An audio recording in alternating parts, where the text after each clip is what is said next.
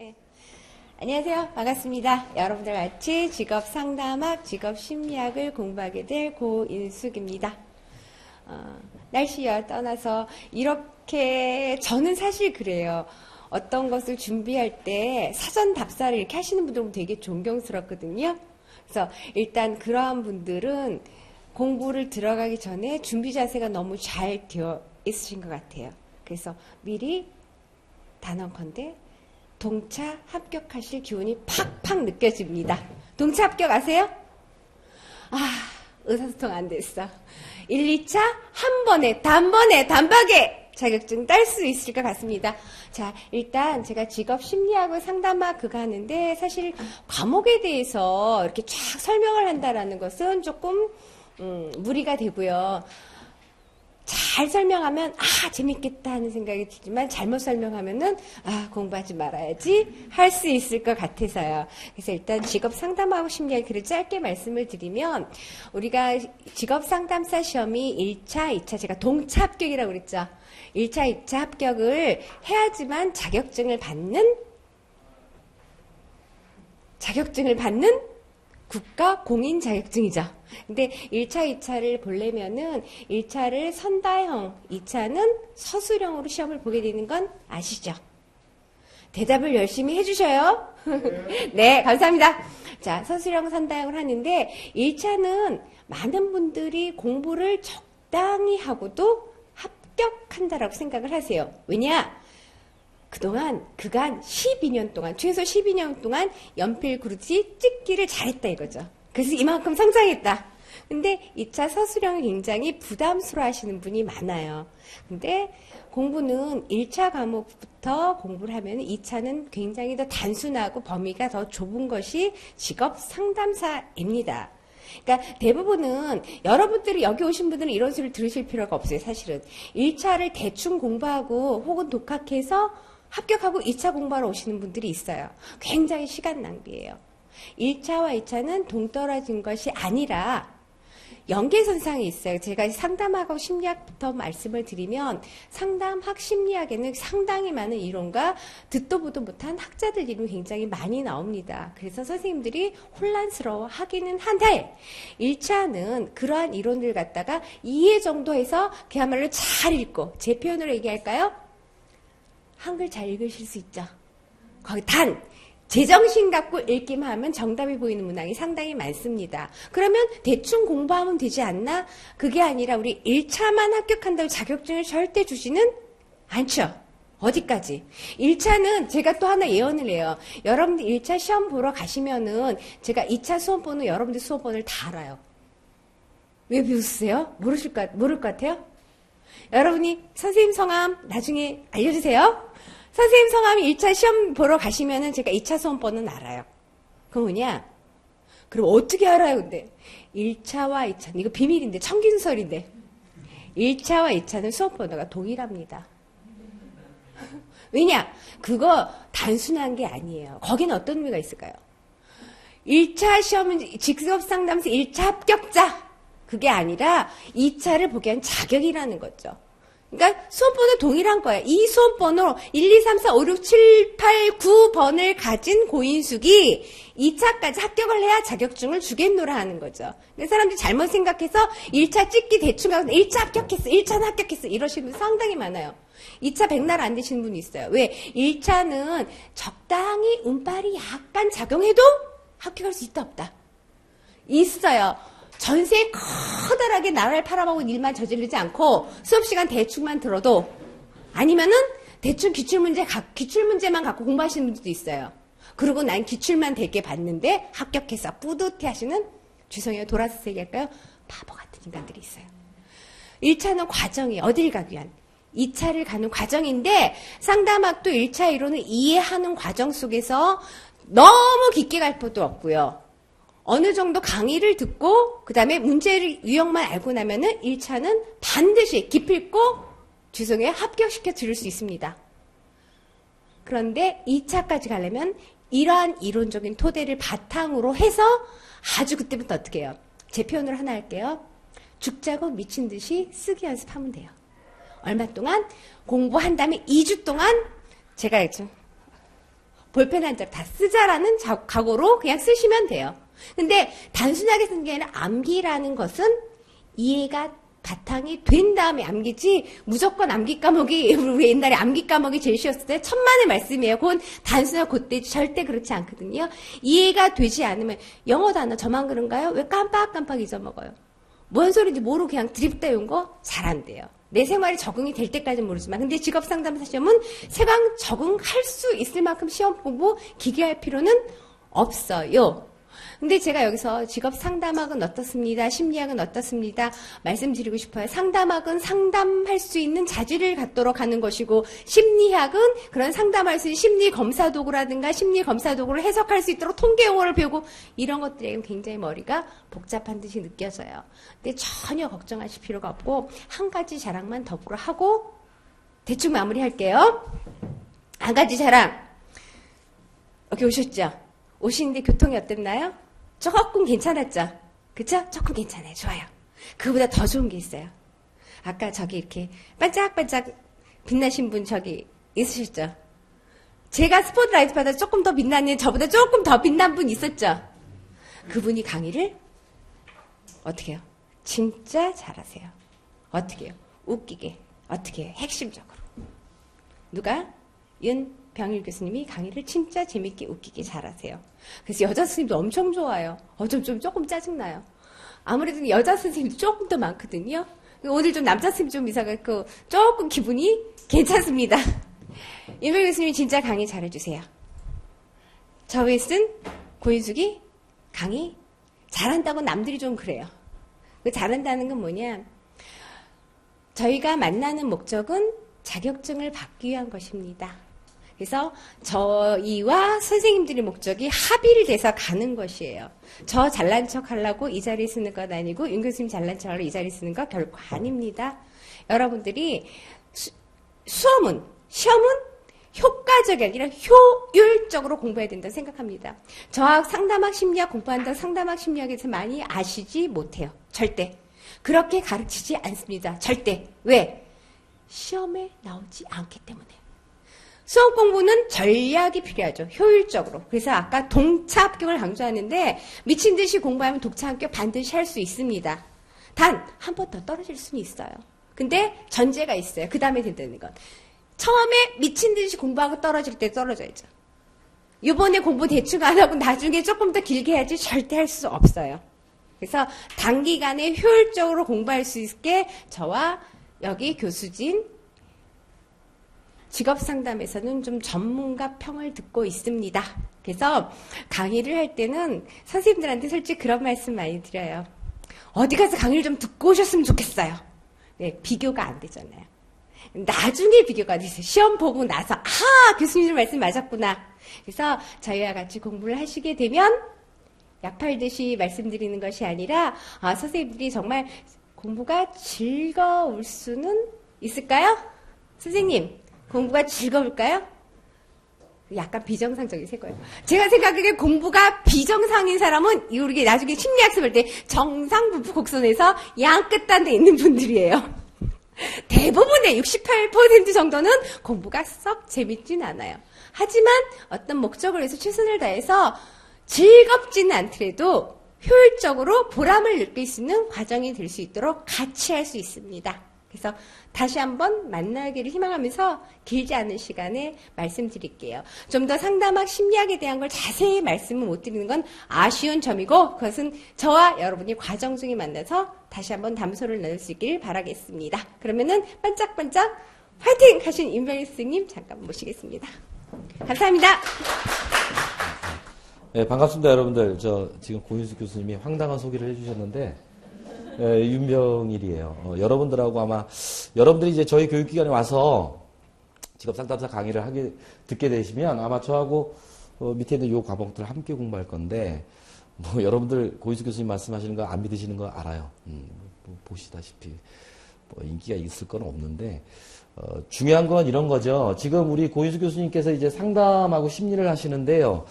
그 뺀 나머지 과목들은 여러분들이 딱 보셔도 사실은 상담 심리학처럼 이렇게 연관성이 많지는 않아요, 사실은. 그러니까 지금 직업 정보론 같은 경우에는 여러분들이 나중에 직업 상담사 자격증을 취득하셔서 직업 상담원 실무를 하시게 되면 뭐 사실은 직접적으로 많이 하는 것은 구직자, 실업자인 구직자들을 상대로 해서 이제 직업 정보 같은 거 제공하고 직업 지도나 뭐 이런 상담을 통해서 그분이 이제 올바른 직업 결정을 할 수 있도록 도와주는 그런 역할을 하게 될 겁니다. 그럼 이제 여러분들이 주로 그분들에게 제공해 줘야 될 직업 정보라는 게 도대체 어떤 거고 그걸 어디서 우리가 구해야 될 것인가의 문제죠. 여러분들이 직접 만드는 거 아니에요. 국가가 다 만들어 놨어요. 근데 국가가 이렇게 만들어 놓은 직업 정보들을 일반적인 실업자인 내담자들이 잘 몰라요. 어디 있는지도 모르고. 그러다 보니까 중간에 여러분들 같은 직업 전문가들이 국가가 만들어 놓은 직업 정보들을 잘 취합을 해서 필요로 하는 정보들을 골라서 조합해서 전달해 주는 역할을 하거든요. 그것에 관한 공부를 하는 곳이 직업 정보론이에요. 그러니까 직업 정보론은 사실은 학문은 아니에요. 그냥 이론이 조금 기초가 된 실무 과목이라고 보시면 됩니다. 그래서 주로 여러분들이 뭐 직업사전이나 뭐 직업 전망서나 이런 고용정보원이 주로 만들어 놓는데 그 내용들, 그 다음에 그 내용이 들어가 있는 워크랩 같은 사이트를 이용해서 상담에 활용하시게 되는 이런 것들이에요. 그래서 지극히 실무적인 과목이기 때문에 복잡하거나 그런 건 아니고 그동안 나왔던 10년 넘게 출제가 됐던 기출문제들을 이렇게 제가 다 분석을 할 거예요. 분석해서 매년 또는 매회 출제가 되는 논점들이 뭐였고 요 논점에서는 이제 앞으로 이런 문제가 예상될 겁니다 하는 것들을 제가 요약 정리를 해드릴 거예요. 그래서 여러분들이 혼자 공부하신다면 꽤 분량이 많을 거지만 요걸 조금 제가 이제 분석을 해서 여러분들에게 공부량을 좀 제가 줄여드리는 정도.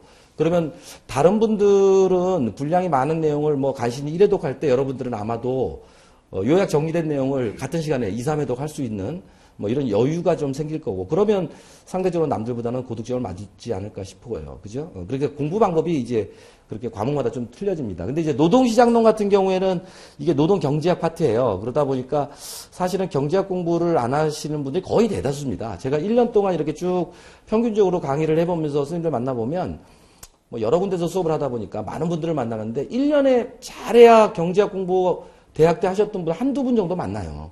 그러니까 기본적으로 우리 시험에서는 노동시장론이라는 과목이 노동경제학 개론 정도 수준이긴 하지만 경제학 한 번도 공부하지 않은 분들을 대상으로 하는 시험이니까 어려운 문제가 나오기는 좀 어려워요. 점점 어려워지고 있는 추세이긴 하지만 그래서 이 부분이 이제 여러분들하고 저하고 좀 많이 공부를 해주셔야 될 부분이에요. 2차까지도 가져가셔야 되니까. 그래서 가급적 과목 자체는 어렵지만 이것들을 쉽게 스님들이 이해를 하시고 그래서 관심을 갖게 되면 쉬워요 내용이. 그래서 아마 고인수 교수님이 아까 이제 수강생 선생님들한테 들으시는 얘기로 이제 그렇게 말씀하시는 모양인데 그게 이제 이 노동시장론 때문에 그래요. 그러니까 여러분들 뭐 고등학교 때 공부할 때 그런 말씀 많이 하실 거예요. 어떤 과목은 뭐라 그럽니까? 뭐 웃으면서 들어갔다가 울면서 나오고 어떤 과목은 울면서 들어갔다가 웃으면서 나온다 그러잖아요.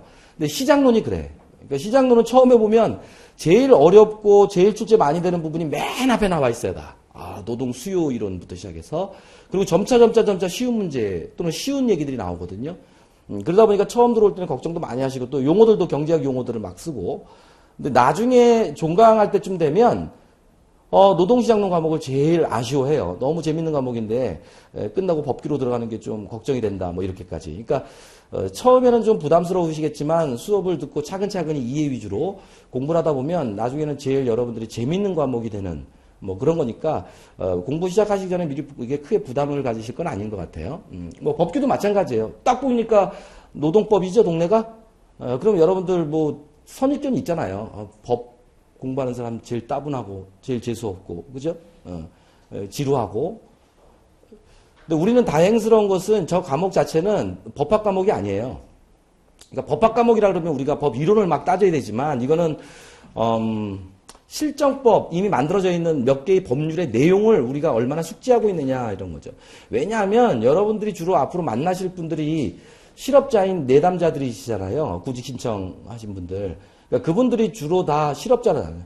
그럼 실업자들을 상대로 해서 여러분들 그분들의 취업을 위한 노력을 한다는 얘기는 쉽게 얘기하면 노동자였던 분인데 실업된 사람이 다시 노동자가 되는 과정이거든. 그러면 노동법의 규정들을 여러분들한테 상담 시 많이 물어보세요. 그래서 예를 들면 뭐 근로기준법이라든가 그래서 고용보험법 같은 거, 실업급여 규정이 들어가 있는 내용이잖아요. 그러니까 그런 내용을 상담 중에 많이 질문을 하시거든, 내담자분들이. 그럼 여러분들 가만히 생각해 보세요. 여러분들이 나중에 현직에 나가셔서 직업 상담을 하시는데, 내담자라고 딱 와서 앉은 분이, 근데 잠깐만요. 제가 궁금한 게 하나 있는데, 제가 이렇게 해서 친구 얘기 들어보니까 부당해고라고 하던데, 이거 어떻게 제가 구제받을 수 있어요? 그럼 여러분들 뭐라고 대답하시겠어요? 저는 직업 상담사예요. 직업 상담만 합니다. 이렇게 대답하면 안 되죠. 그러면 내담자는 순간 마음의 문을 탁 닫아버린다고. 그러니까 그럴 때 제가 법률 전문가는 아니지만 근로기준법을 보면 얘기를 해주는 거예요. 법조문을 외울 필요는 없어요. 왜 법제처 홈페이지에 보면 다 있는데 뭐 법률은. 다만 그 법률 조문을 읽고 이게 이런 의미예요. 또는 실업급여 제가 어떻게 받아요? 실업급여 액수가 얼마나 되나요? 우리가 어떻게 알아요? 그러나 고용보험법을 보면 다 나와 있거든. 그러니까 그런 것들을 일반인들이 근로기준법이나 고용보험법을 직접 찾아보는 게 사실은 쉽지가 않습니다. 일반인들이 여러분들 실업 상태에 있는 사람들이 정보를 받기 위해서 워크넷 직접 들어가시는 분들 많지 않아요. 여러분들도 아마 모르시는 분들 꽤 있으실 거야. 근데 여러분들은 알고 계셔야 된다 이거지. 그래서 그것들을 필요한 분들에게 친절하게 상담할 때 활용을 하시게 되면 여러분들이 하시는 상담 자체에 대한 만족도도 굉장히 높아지실 거고 보람 느끼실 거예요. 그러니까 사실은 이게 전부 다 따로따로 과목이 하나는 법학, 하나는 경제학, 하나는 실무. 그러나 이 세 가지는 사실은 전부 다 연관되어 있어요. 그래서 큰 흐름에서 여러분들이 잘 조금 이렇게 수업을 충실하게 들으시면서 가시면 뭐 1차 우리 고희수 교수님 아주 좋은 말씀 하셨어요. 1차를 목표로 해서는 절대 안 돼요. 이 시험은 1차를 목표로 하신 분들 중에서 짧은 기간 내에 합격증을 취득하신 분은 제가 본 적이 없어요. 그러니까 1차 공부하시는 것은 정말로 2차로 가는 관문이라고 생각을 해 주셔야 됩니다. 그래서 저는 수업할 때부터 1차 과정에서부터 사실은 2차 공부를 같이 해드려요. 그래서 1차 공부만 따로 하는 게 아니라 1차 수업하면서 이 부분은 2차까지 가지고 가셔야 될 논점입니다. 이렇게 말씀을 제가 미리 드리고 설명을 합니다. 이 얘기는 객관식 시험만 대비할 정도로 봐서는 안 되고 여러분들 주관식 시험을 대비할 정도로 미리 1차 때부터 준비를 하시라는 얘기예요. 그러면 나중에 1차 합격하고 2차 들어가셨을 때 여러분들이 2차 공부할 때 분량이 굉장히 많이 줄어들거든요. 그래야만 우리 고인숙 선생님이 말씀하신 것처럼 동시에 합격 가능하고요. 그래서 사실은 여러분들 제가 조금 시간적 여유만 되면 왜 여러분들이 지금 이 공부를 하셔야 되고 이 공부를 하시기 위해서 여기 오신 게 얼마나 탁월한 선택이었는지, 아니 이 기관이 아니라 여러분들이 직업 상담사라는 직업이나 직종이 왜 탁월한 선택이었는지를 제가 좀 말씀을 드리고 싶은데 시간상 그거는 좀 안 될 것 같고 제가 수업 시간에 말씀을 좀 드릴 것 같아요. 그러면 일단은 여러분들 뭘 생각하시면 되냐면 직업 상담사 2급 시험은 그러니까 우리나라 국가 자격 제도로 보자면 기사 자격이에요. 기사 자격. 뭐 들어보셨을 거예요, 아마. 국가 자격의 시스템은요. 제일 높은 게 뭐예요? 기술사예요. 기술사는 뭐 거의 그 직종에선 고시 수준이라고 보시면 맞을 것 같아. 그죠? 그 다음 단계가 이제 기능장이라는 게 새로 들어온 게 있죠. 기능장. 뭐 여러분들 잠깐 들어볼 건데. 그 다음이 기사예요. 그 다음 밑에가 산업기사, 기능사 이렇게 있는 거죠. 그래서 기사 자격 시험이기 때문에 그리고 이게 단순한 민간 자격이 아니거든. 국가 자격이면 쉽지는 않은 시험이에요. 그래서 뭐 고시 수준은 아니지만 그래서 우리 국가는 여러분들 직업 상담에서 기사 자격에 해당하는 이 직업 상담사 2급 시험에 공부를 시작해서 합격할 때까지 걸리는 기간을 몇 년 정도로 예상하고 있는지 혹시 아세요? 국가는 산업인력공단에서 2년으로 보고 있어요. 평균. 이 시험 공부를 하셔서 합격증을 취득하는데 걸리는 시간을 평균 한 2년 정도로 보고 있다고요. 나중에 이제 정보론 공부하시면 여러분들 그게 보일 거예요, 아마. 그런데 이제 그 2년의 기간을 여러분들이 경영교육으로 오셔서 이렇게 저와 같이 또는 우리 교수님들하고 같이 이렇게 수업을 통해서 보통 공부를 중간에 포기하지 않으시면 예를 들면 이 시험 준비하시면서 왜 구직 신청 이렇게 하셔가지고 또 뭐 취업하시고 막 이런 분들도 있고 하다가 중간에 이제 막 출석 안 하시고 막 이렇게 힘들어하시는 분들이 있어. 그러니까 그렇지 않고 수업만 착실하게 들으신다면 저희는 보통 최장 6개월 정도로 잡으면 될 것 같아요. 그래서 제일 빠른 거는 동체 합격이고 동체가 안 되시는 분들도 보통 1차 시험 합격하시고 바로 한 달 반 후에 있는 2차 시험 한번 떨어지시고 그 다음 2차 시험에 합격하세요. 그러면 보통 평균 잡아서 한 6개월 정도 잡거든. 그래서 6개월 안에 여러분들이 여기서 교육기관에서 공부를 착실하게 하셔서 합격하시면 남들 2년 정도 걸리는 수험 기간을 단축하는 거예요. 그리고 대신에 여러분들은 자격증 취득하자마자 경력 1, 2년을 쌓는 게 굉장히 중요하죠.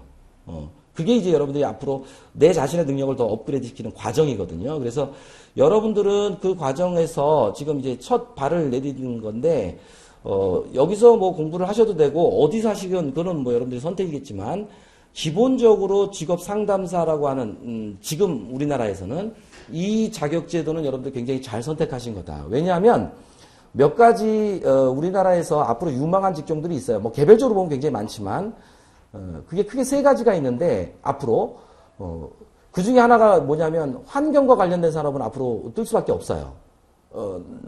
사회가 발전하면 발전할수록. 여러분들 앞으로, 그러니까 지금으로부터 한 10년 후, 그러니까 사실은 10년 후에 직업을 가질 청소년들에게 직업 지도할 때는 환경 쪽이 굉장히 중요합니다.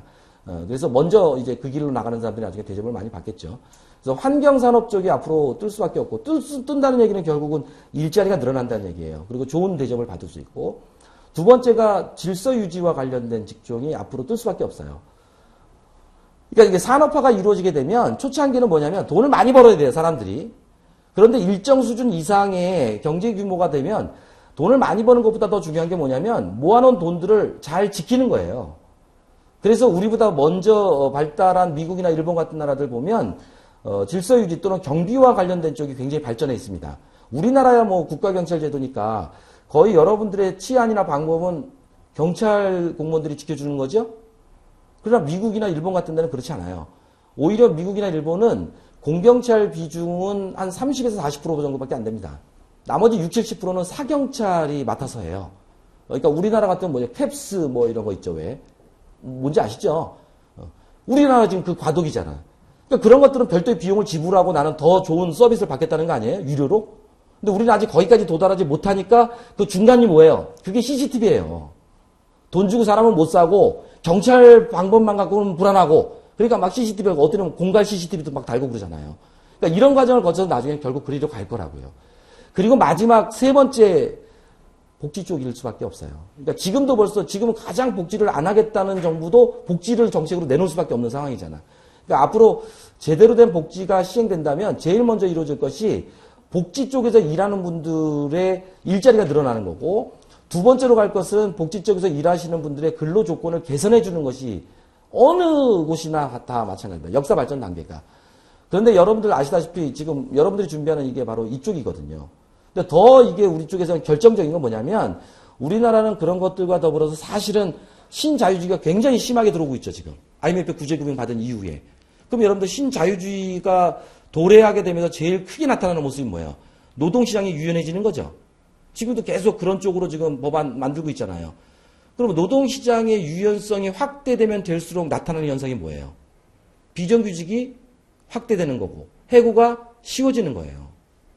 그러면 여러분들 앞으로 나타나는 상황은 뭐겠어요?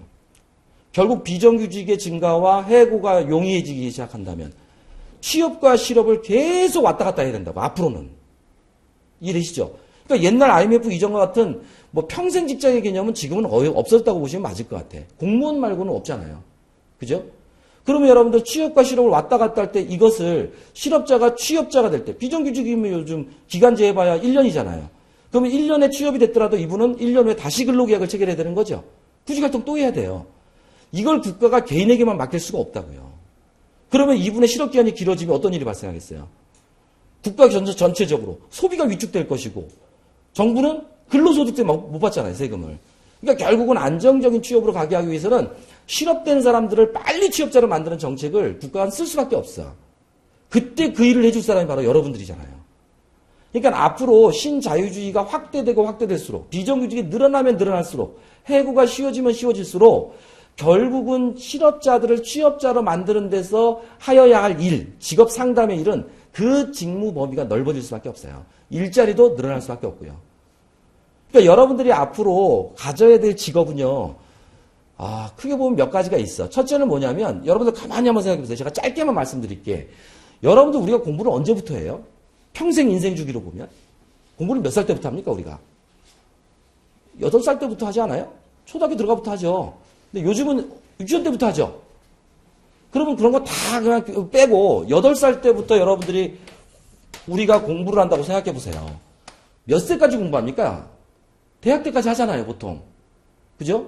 그럼 대학 졸업하고 여러분들 군대 갔다 오면 남자들 몇 살 돼요? 한 27, 6, 7? 그죠? 여성분들 같은 경우는 한 24? 그럼 우리 평균 잡아서 25이라 그래. 25세. 그럼 여러분들 몇 년 공부한 거예요, 지금? 17년? 그죠? 17년 계산하기 어려우니까 5살 때부터 하자 그래, 공부. 20년. 자, 20년을 공부하는 거 아니에요, 지금? 그죠? 그래갖고 여러분들 취업이 돼요? 바로? 안 되잖아, 지금. 청년실업 굉장히 심각하죠? 취업준비생이라는 말 나오잖아요. 그러니까 여기서 또 한 2, 3년 준비하죠? 1, 2년? 그리고 난 다음에 취업. 근데 운이 좋아서 여기서 취업했다고 쳐요. 대기업에. 자, 그럼 이분은 몇 살 때까지 그 대기업에서 일을 할 수 있을까요? 여러분들 몇 살 정도까지 합니까, 여기서? 40대 한 중반? 그죠? 뭐 40대 중반이면 이제 뭐 노란봉투 돌기 시작하고 또는 알아서 나가야 될 때가 그때 아니에요? 자, 그럼 여러분들 45세 정도에 나온다고 생각해 보세요. 몇 년 일합니까? 20년 일하네? 맞죠? 여러분들 우리가 사실은 여기서 대학 졸업하고 취업해서 여기 다니는 일을 20년이에요. 우리는 여태까지 여러분들 20년 일하기 위해서 20년간 공부해왔잖아요. 이거 이상하게 생각한 사람 있었어요, 여태까지? 없었죠? 자, 그러면 여러분들 여기서 45세에 그러면 회사 그만두고 나오면 그때부터 뭐예요? 이제 손주랑 같이 놀아요? 와이프랑 같이 여행 다녀 손 붙잡고? 그러고 싶지만 우리나라 현실은 그렇지 못하죠. 은행비 갚아야 될 거 아니에요. 거기다 여러분들 오늘날 여러분들 우리나라 사회의 제일 큰 문제가 뭐예요? 혼인 연령이 늦어지고 있죠? 그죠? 혼인 연령 늦어지잖아요. 25세 누가 시집가 요새? 30? 여자분들도 보통 30초? 그러면 요 나이가 어떤 나이예요? 남자든 여자든. 아이가 초등학교 한 4, 5학년 될 때 아닙니까? 돈이 들어가기 시작하는 때죠? 그런데 여기서 우리는 제2의 직장을 가져야 돼. 여기서 대기업 다니던 분들 이제 여기서 어디에 또 대기업 갈 수 있어요? 안 되죠. 그러니까 이제 여기서 회사를 그만뒀더라도 자이든 타이든 우리는 계속 일을 할 수밖에 없다 이 말이에요. 몇 세까지? 아, 무서운 얘기죠. 무서우니까 그런 얘기 하지 말고 죽을 때까지는. 이순재 아저씨 말로는 100세까지. 맞죠? 케이블 방송 보세요. 맨날 건강 100세 얘기 나오잖아. 자, 우리 80세까지 산다고 칩시다. 예, 뭐 건강 유지 잘해서 물론 뭐 의료보험제도가 어떻게 갈지 모르지만 자, 80세까지 우리는 여기서 몇 년 동안 일을 해야 될까요? 이때까지 일해야 돼요. 우리 세대부터는. 왜? 우리 세대부터는 이제 자식들에게 부양을 맡길 수 없는 세대죠. 맞잖아요. 우리만 하더라도 사실은 우리 부모님은 우리가 그래도 형제들끼리 좀 십시일반하면 부모님들이 일 안 하셔도 노년에 할 수 있는 정도 용돈을 드렸잖아.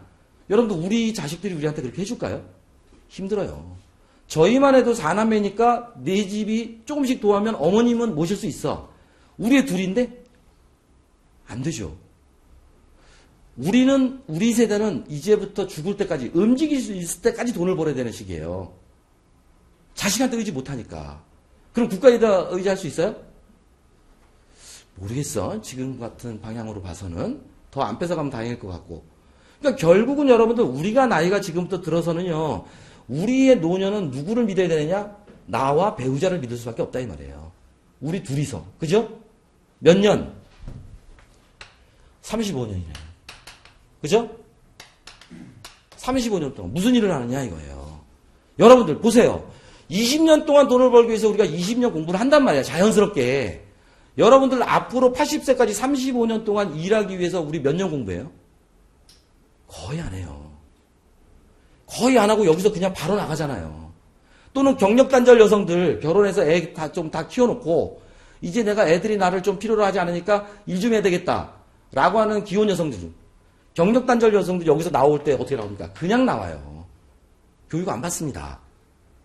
그러니까 결국은 솔바가집 서빙하는 거 아니에요. 롯데스포 캐시어 하는 거고. 교육훈련을 받지 않으면 결국은 남들이 할 수 있는 일을 할 수밖에 없어요. 맞죠? 우리가 이제 노동시장 내에서는 직무가치가 낮은 일을 한다 그래요. 그럼 직무가치가 낮은 일을 하면 사용자는 높은 임금을 주겠어요? 안 주죠. 이 일은 다른 사람도 할 수 있는 일인데 결국은 낮은 가치의 일을 하게 되면 낮은 임금을 지급받게 돼요. 2차 노동시장으로 가는 거예요. 그러면 2차 노동시장에 여러분들 정규직이 있어요? 다 비정규직이에요. 그러면 여러분들 지금 현재 비정규직은 1년 계약이잖아요. 맞죠? 그러면 여러분들 여기서 처음에 비정규직으로 들어가면 몇 년 동안에 몇 번의 근로계약을 체결해야 됩니까? 80세까지. 35번의 근로계약을 체결해야 되는 상황이 올 수도 있어요. 이거 생각해보면 무서운 일입니다, 사실은. 우리는 여기서부터 나갈 때 어떻게 나가야 된다는 거예요, 그래서. 이 생각을 좀 우리가 해야 된다니까. 그러니까 우리가 노동시장에서 얘기하는 오늘날 인적자본 투자 이론을 따르면 결국은 높은 임금을 받으려면 노동생산성이 높아야 된다 그래요. 그럼 노동생산성이 높으려면 어떻게 된대요? 교육훈련을 많이 받아야 된다는 얘기를 하거든. 그러니까 왜 우리가 교육훈련을 여기서 받아야 되는지 아시겠죠? 그죠? 그래서 여기서 교육훈련을 받으면 우리는 남들이 하지 못하는 일, 노동생산성이 높은 일을 하게 돼요. 그러면 임금이 올라간단 말이에요. 그래서 여러분들이 가져야 될 건, 지금 우리가 다 여기 세대 아닙니까? 그럼 여기서 여러분들 우리가 어떤 일을, 앞으로 우리가 몸을 움직일 동안은 할 수 있는 일을 찾기 위해서 지금 뭔가를 고민하는데, 이때 하여야 할 일은 어떤 일이냐? 답이 딱 나왔어요. 여기서 젊은 사람들과 경쟁해서 우리가 처지지 않아야 될 거 아니에요. 그죠? 우리 여러분들 50세부터 법률적으로 보면 준고령자거든. 55세 이상이면 고령자고. 젊은 사람들, 30대 젊은 사람들과 경쟁해서 이길 수 있겠습니까, 우리가? 안 되죠. 그러면 첫째, 우리가 여기서 일해야 될 직무는 뭐 해야 되겠어요? 첫째는 정신노동이어야죠. 육체노동 안 될 거 아니에요. 여러분, 제가 나이 70에 30대인 젊은 친구가 경쟁해서 롯데슈퍼에서 캐셔로 일할 수 있겠어요? 불가능해요, 불가능. 오너가 저를 안 써준다. 같은 임금이면 젊은 사람 쓰죠. 우리는 정신노동으로 갈 수밖에 없어. 그래야만 나이가 들더라도 경험이 쌓이면 숙련도가 높아지면 젊은 사람들과의 경쟁에서 이길 수 있거든요. 두 번째로는요. 앞으로 점차 일자리가 늘어나는 직업을 선택해야죠. 그죠? 앞으로 계속 일자리가 줄어드는 직업을 선택해서는 우리가 경쟁에서 이길 수가 없잖아요. 그죠? 그래서 지금 아까 제가 얘기했던 그 세 가지 업종 중에 하나 들어와야 되는데 우리 직업상담사가 바로 사회복지 쪽이라고. 일자리가 늘어나는 쪽이고 육체노동 아니잖아요. 정신노동이거든요. 이해되시죠? 그러면 여러분들 이런 일을 하려면 뭐가 필요하다는 거예요? 교육훈련 받아야 되는 거지. 그게 바로 직업상담의 일에 들어가려면 직업상담사 자격증이 취득이 필요하다는 거예요. 앞으로는. 그럼 여러분들 보세요. 지금 여기서 여러분들이 직업상담사 자격증을 취득하기 위해서 최소 6개월 이 공부하는 건 사실은 아무것도 아닌 거죠. 여기에 비하면. 그래서 여러분들이 여기서 바로 여러분들이 전직해서 돈을 벌 수 있지만 6개월 정도 기간 동안에 내 자신에게 투자해서 여러분들이 직업상담사 2급이라는 국가 자격증을 취득하면 이제부터 여러분들은 직업상담이라는 전문가의 길로 들어서요. 여러분들 제가 아까 뭐라 했습니까? 앞으로는 해고가 쉬워질 거라 그랬죠. 비정규직이 늘어날 거라 그랬죠. 그러니까 예전에 우리 마인드는 뭐였냐면 IMF 구제금융 받기 전까지는 평생 직장, 그러니까 직장이 중요했다고. 어느 직장 다녀? 지금은 아니에요. 지금은 무슨 일 하세요? 이게 핵심이에요. 앞으로 우리가 정규직으로 가는 것, 비정규직으로 가는 것에 대해서는 구분이 없어집니다, 앞으로. 왜냐하면 계속 비정규직은 늘어날 것이고 정규직은 줄어들 거예요. 왜냐하면 정규직보다 비정규직을 쓰는 게 기업은 생산 비용이 절감되니까. 이해되세요? 그러니까 지금처럼 정규직과 비정규직 같이 쓰니까 비정규직보다 정규직이 좋아. 하지만 좀 있으면 이제 우리는 다 비정규직이 될 거라고요. 그러면 그때 여러분들은 어떤 일을 해야 되느냐. 그래서 여러분들이 지금부터 가져야 될 마인드가 있어요. 그러니까 우리가 노동시장론 공부를 하다 보면 이 공부를 하게 될 거예요. 첫째는 앞으로는요. 우리가 45세 이후에 새롭게 새 인생을 살면서 가져야 될 일은 직장은 얼마든지 바뀔 수 있다. 단 무엇이 바뀌어서는 안 된다? 하는 일이 바뀌어서는 안 돼요.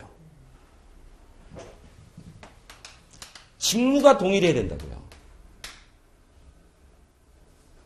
직장은 옮겨 다닐 수밖에 없어요. 앞으로 비정규직은 계속 나올 수밖에 없으니까. 그러나 내가 A 회사, B 회사, C 회사를 옮겨 다니더라도 하는 일은 같아야 돼. 그래야만 여러분들 뭐예요? 비정규직 3년, 5년 되면서 뭐가 늘어납니까? 숙련도가 늘어날 수밖에 없죠. 하는 일이 같아지니까. 숙련도가 높아지면 어느 순간 나는 좋은 대접을 받는 근로자가 된다 이 말이에요. 그런데 여기서 교육훈련을 받지 않고 바로 누구나 할 수 있는 낮은 직무가치로 들어와 버리면요. 이분은 계속 일자리를 옮겨 다녀야 돼요. 그러면 직무가 달라지죠. 매년 새로운 일이야. 매년 신입인 거죠. 그러니까 낮은 임금이 계속 갈 수밖에 없어요. 나이는 계속 먹어가는데. 그래서 나이가 들어도 여러분들이 다른 사람들과의 경쟁에서 이기려면 첫째는 정신노동이어야 되고 두 번째로는 하는 일이 같아야 돼. 근데 여러분들 직업상담사 자격증을 취득하면 뭐 1년은 고용센터, 1년은 뭐 여성센터, 1년은 뭐 어디 교육기관에 가더라도 하는 일은 전부 다 직업상담이라고. 그러면 3년 동안 3번의 근로계약서를 체결하고 직장을 옮겨 다녀도 여러분들은 직업상담의 경력 3년이 주어지는 거예요. 그러면 그다음부터는 여러분들 업그레이드가 되기 시작해요. 이해되시겠죠? 그래서 그 공부를 하기 위해서 지금 여러분들이 크게 인생 그래프로 보면 여기까지를 보는 데서 여기서 지금 여러분들은 교육 훈련을 받기 위해서 관심을 가지고 여기 오신 거다 이 말이에요. 굉장히 중요한 얘기입니다, 이게. 그래서 여러분들이 이렇게 뭐 이걸 알고 또는 뭐 설명은 안 하시지만 사실은 이런 감이 있어서 오실 수도 있었을 거예요. 그래서 여러분들이 여기서 함께 공부를 하면 참 좋겠지만 그렇지 않더라도 여기 등록을 안 하시더라도 어디서건 사실은 앞으로는 이 생각을 가지셔야 될 거예요. 그리고 이 생각을 갖기 때문에 배우자와도 아주 심도 있는 얘기들을 하셔야 됩니다. 앞으로는. 그러니까 예전 마인드 가지고 저도 그랬었어요. 우리 집사람한테. 일하고 싶다는데 지금은 애들 키워. 돈은 내가 벌어올게. 지금은 아니다.